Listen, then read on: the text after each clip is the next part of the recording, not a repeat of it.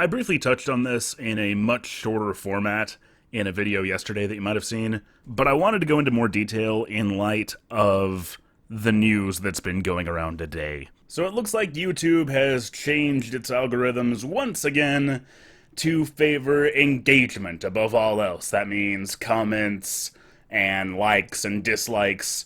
Videos that get a lot of those will be promoted, and channels that get a lot of those will be promoted high above everybody else. If you want to know why this is a bad thing for YouTubers in general, H3 Productions has done a really entertaining video about it, and a really scary video for that matter, and Ross from Off of the Game Grumps wrote this. So I'm not going to reiterate their points, but what I do want to say is that these changes will make it even harder for a channel like mine to actually get anywhere on this platform, to actually grow.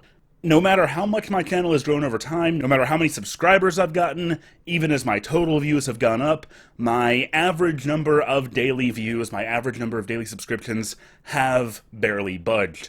And here's why.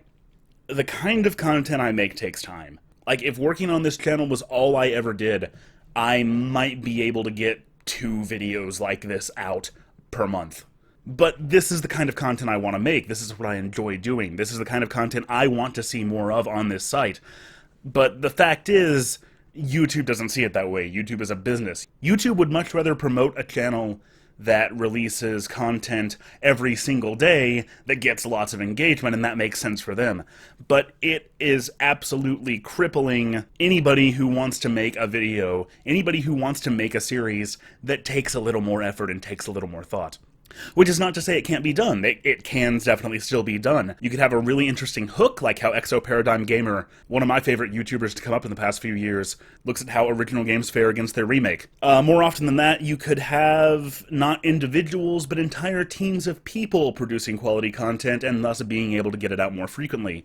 But the days of a single individual being able to make it on this platform by making high-quality, entertaining content, those days have been ending for a long time, and these changes will only make it worse. Which is why I decided to implement and try this whole season concept. By making a whole bunch of content up front, it does a couple of things.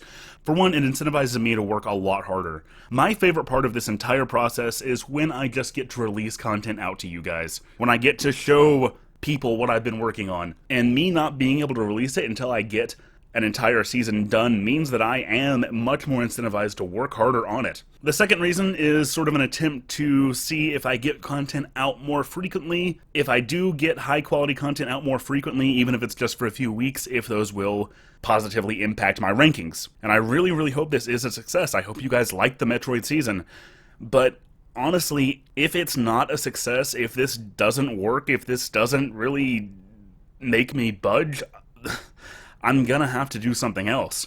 If that means staying on YouTube and becoming a little more clickbaity and becoming a little more, I don't know if I even could do that. I don't know if I would even have it in me to make content like that.